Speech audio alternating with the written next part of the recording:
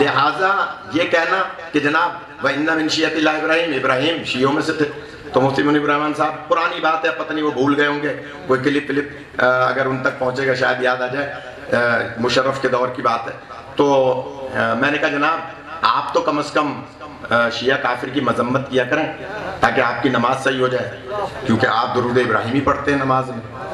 کہنے لگے یہ پتہ ہے آپ کو کہ ابراہیم کس کے شیعہ تھے؟ میں نے کہا ہاں پتہ ہے، حضرت نوح کے شیعہ تھے۔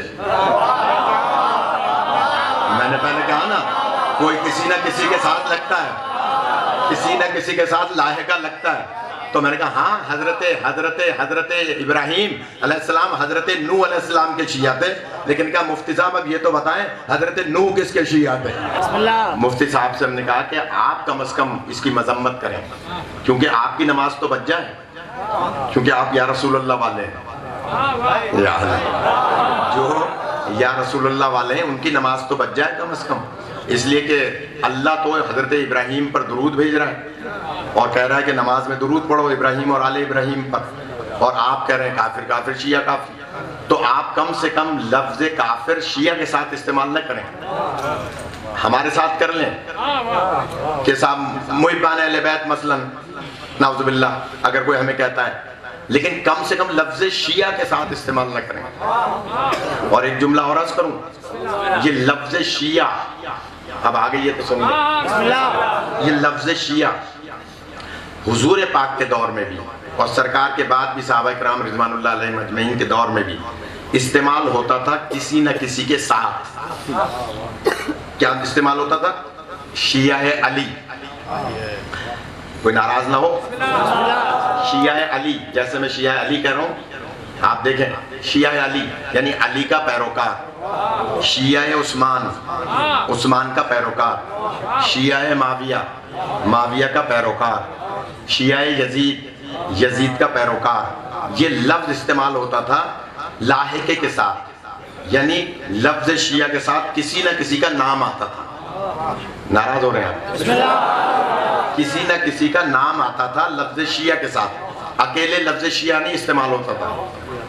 اس کا مطلب کیا ہوا کہ شیعہ کس کا شیعہ؟ فلاں کا شیعہ، یعنی فلاں کا پیروکار، فلاں کا پیروکار، فلاں کا پیروکار۔ بہت چیلنج کر کے بات کر رہا ہوں، 111 ہجری میں لفظ شیعہ، شیعہ سنی علماء نے متفق علیہ اعلان کیا کہ آج کے بعد لفظ شیعہ استعمال ہوگا علی و بطول کے ماننے والوں کے لیے۔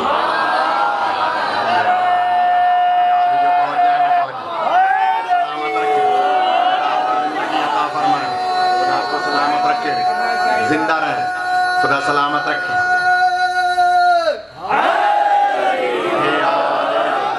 تھوڑی سی علمی اور معلوماتی بات ہو رہی ہے، جتنے بھی حضرات ہیں غور فرمائیں، لفظ شیعہ استعمال ہوتا تھا کسی نہ کسی کے ساتھ، فلاں کا شیعہ، فلاں کا شیعہ، کیونکہ شیعہ کی معنی پیروکار۔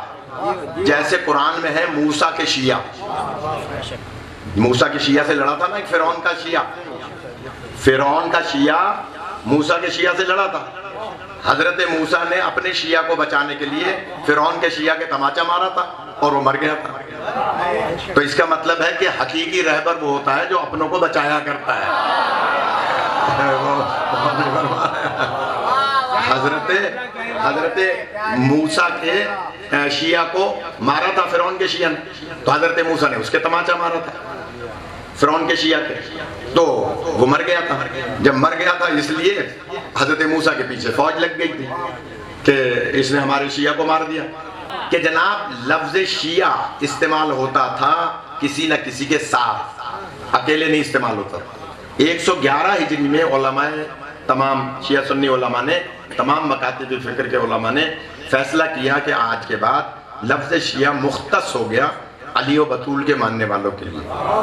اب میں دیکھوں آپ کیسے سنتے ہیں، بتائیے۔ میں نے کہا 111 ہجری میں مختص ہوا صرف علی و بطول کے چاہنے والوں کے لیے لفظ شیعہ، اس سے پہلے کسی نہ کسی کے ساتھ لاحقہ لگتا تھا، فلاں کا شیعہ، فلاں کا شیعہ، فلاں کا شیعہ، فلاں کا شیعہ۔ اب مجھے بتائیں کربلا کب ہوئی ہے؟ 61 ہجری میں۔ کربلا 61 ہجری میں ہوئی ہے۔ ہم سے کہتے ہیں شیعوں نے مارا ہے، شیعہ ہی رو رہے ہیں، ہم کہہ رہے ہیں ہاں شیعوں نے مارا ہے، بتاؤ کس کے شیعوں نے مارا ہے؟